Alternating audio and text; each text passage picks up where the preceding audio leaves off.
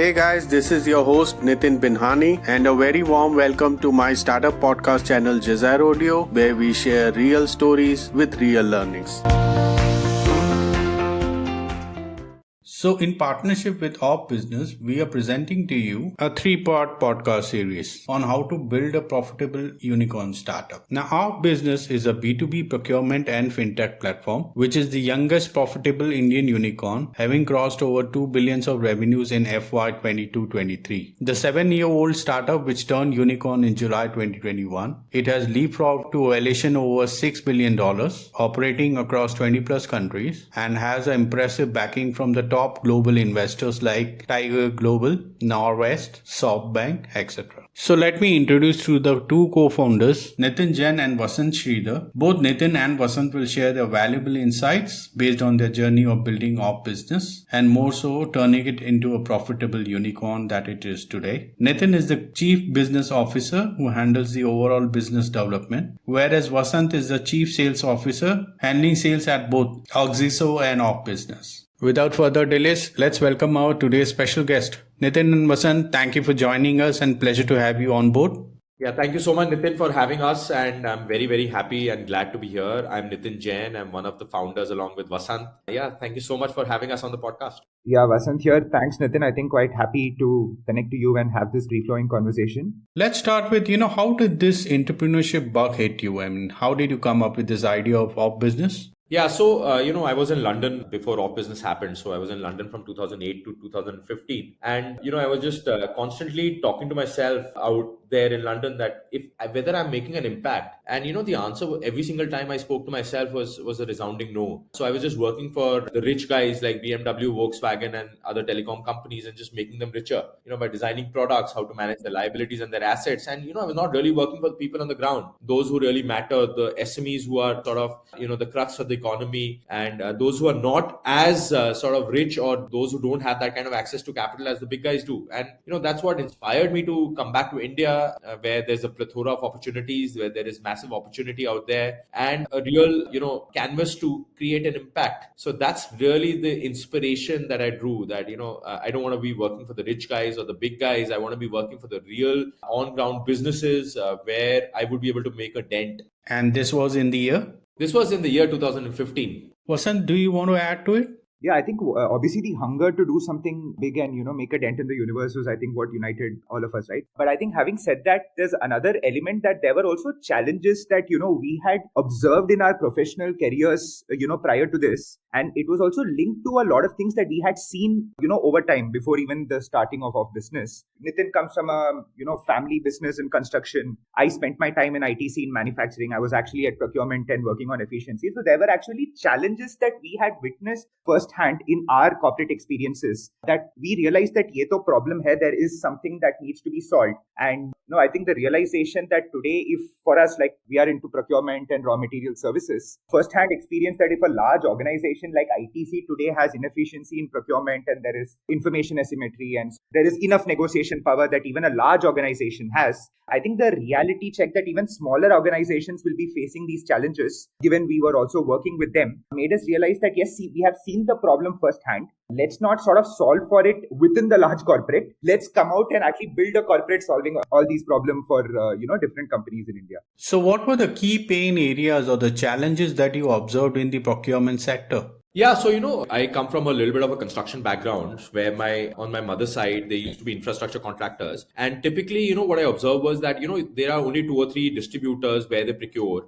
The reason for doing that is one, ease and convenience. They don't have anyone else to go to and they don't have the time to actually go and search for other vendors in other areas. So if they're sitting in Ghaziabad, they would typically procure only from people in and around Ghaziabad, right? So that's only 2 or 3 distributors. And the second thing obviously is that not everyone is standing up to give you credit. So a person from Faridabad is not going to come and give you credit for a person sitting out there in Ghaziabad. So there is no unified platform for doing this. And typically what happens is that you end up procuring more expensive raw materials. So this was was a pain point that we realized, and that what ended up happening was that we ended up opening distributors and suppliers from all over India. We ended up giving a platform where procurement became so easy that you had access to not 2 or 3 but 200 or 300 suppliers via us, obviously. And yeah, access to credit was also a problem which we solved. So these were the pain points that we saw, and then we immediately found a solution to all of these, and it was just staring at us in our face. Vasant, do you want to add to it?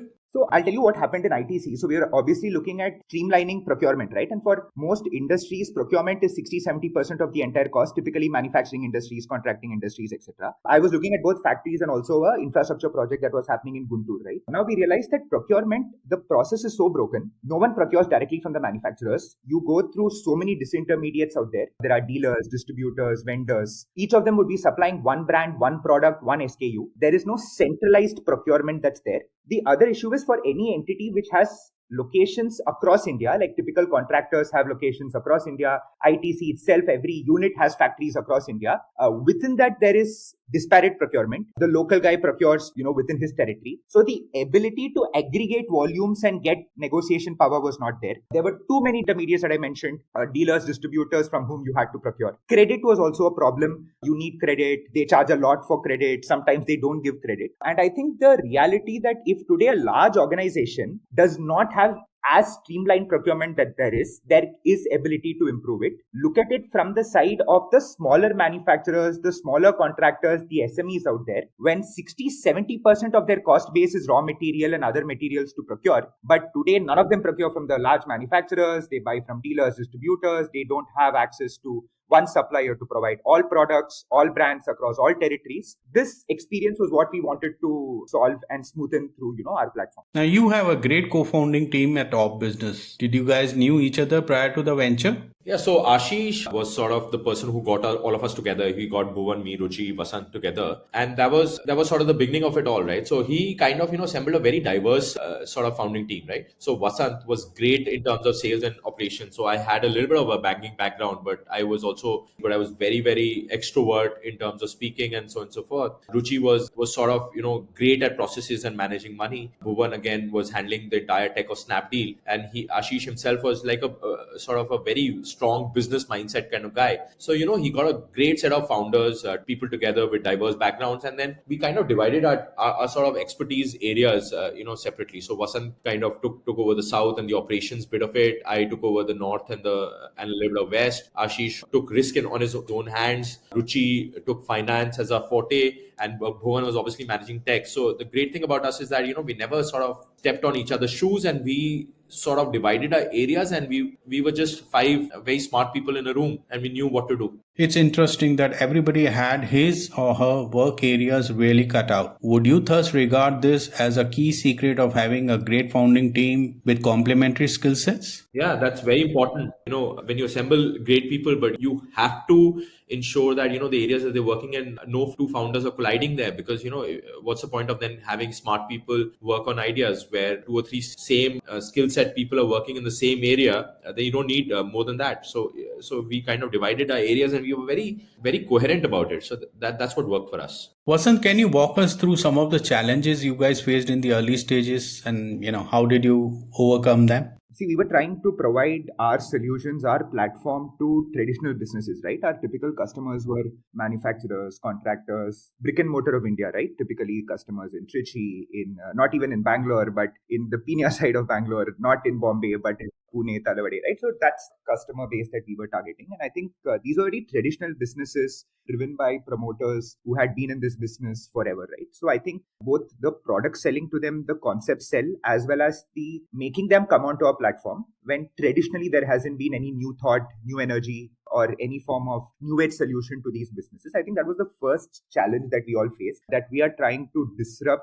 undisrupted traditional market where there will be cultural resistance to change. And I think that was the fundamental problem that we saw. And to answer, how did we sort of overcome this challenge? I think the honest answer is all of us in the first 4 years, and in fact even today, are very hands-on and on the ground ourselves. So in the first year, the first 30 customers that were done in North were actually customers that were closed by Nitin himself, where he met the customer, explained the vision, explained the product, explained the benefit. And so was the case that I did in South, right? I think the challenge is only overcome if you have a hands-on approach. You do not look at it like building a team. You go on the ground, you listen to them, you pitch to them, you listen to their problems, and you onboard them yourself, and you take the responsibility of ensuring that their experience is smooth.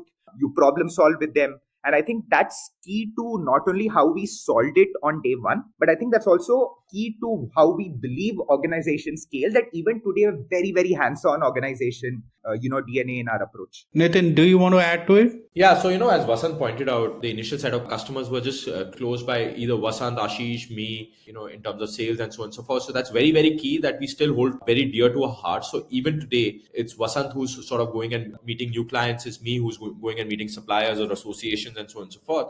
So that's something that is very important for even new or existing startups or even old startups to maintain, because otherwise what happens is that you lose reality with respect to the ground, and it helps you overcome challenges that come up. So we faced plethora of challenges. So there were several challenges, like people said that you guys don't know anything about steel. It's a very mafia driven market, it's a very dirty market, you will never be able to make any inroads. And that actually gave us confidence that if people are saying this, there has to be inefficiency and we have to democratize the entire process. And that's where we saw an opportunity and we jumped into it. So that's so every challenge leads to an opportunity. So if there are no challenges, people would have solved it immediately. So we believe that challenges are extremely important, and it should not be easy. So if it were easy, everyone would be doing it, right? So yeah, so we stuck to our guns, and then that kind of worked for us. So what advice would you give to the founders of B2B startups, that are really starting up at the initial stages? Two advices that I would typically give anyone who's starting. The first advice is obviously adding on what I said earlier, that it's necessary that you're extremely hands-on in this approach. You have to onboard every customer on yourself. You have to feel the problem yourself, and you have to solve the problem yourself,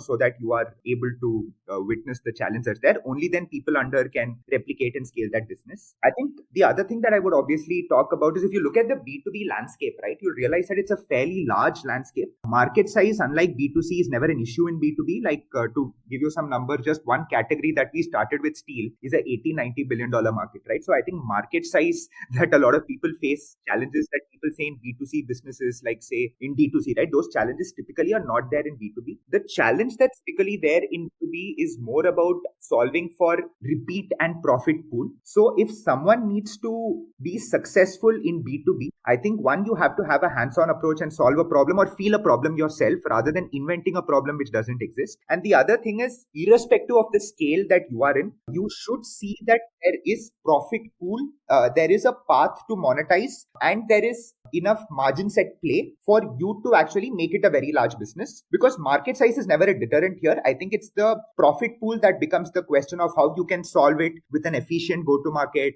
with lower cost, lower variable cost, lower overheads. I think the challenge is to ensure you're very commercial in your approach and you can solve the problem with clear path to profitability, or at least a profit pool. And I think that's the direction that anyone in B2B should keep in mind, apart from other challenges that they'll anyway face. Nitin, do you want to add to it? Yeah, so I typically give two advice to the SME part of it, so not the new age startups. I guess new age startup Vasant has covered beautifully. So the two things that they don't do very well is, one, they don't like to delegate and trust, and so most of the times the promoters would be holding the cards very close to the chest, so they would not like to trust anyone else to take over or even expand their business, right? So that's something that they need to learn and get out. The mindset needs to evolve a lot more. That's one. And the second thing is that they don't innovate and upskill. So, they don't keep abreast with the new technologies that are coming through, or the new ways of doing business, or the world is changing at a very, very rapid pace, especially in the last 2-3 years. With the introduction of AI, with the introduction of automation, with COVID changing the way people are doing business online, and so on and so forth, right? So the SMEs need to get out of the comfort zone and start deploying, or at least learning the new technologies and keeping them abreast. Because what is going to happen if they don't do that? The startups are going to eat part of the pie. So that's essentially these SMEs need to keep aware. Nitin, what were some of the key milestones or turning points in the early growth of OfBusiness, and how did you kind of navigate your first fundraising? Yeah, so in the first year, we kind of managed with the capital that we had till about November 2016, and that is when we were very close to running out of capital, because the VCs that we met close to about 70, 80 VCs, and half of them did not believe in the business model because they could not fathom the fact that commerce and credit could go hand in hand, because there was no global comparable or even comparable in India, right? So how do the VCs typically invest? They would see whether there's a global company who's already built this, how they valued. There was no other company which was sort of marrying commerce and credit all together. So they were not sure about our business model. That was one. The second thing is that whenever we told them that, we want to do things the profitable way and we will not grow unprofitably, that actually somehow sent red flags in their mind, right? That these guys only want to concentrate on profit and they're not worried about scale and revenue. And so we stuck to our guns and we did not mind getting rejected. So finally, Zodius, believed in our business model and what we were trying to do. They invested in us, and that was the moment when we realized that, stick to your guns no matter what. You may get rejections from multiple places. That should not deter you. That should not make you feel regretful. And just because people are rejecting you should not make you believe that, your business model is a failure. That was the aha moment, and that we kind of stuck to our guns. We kind of did only what we felt was right, and we did not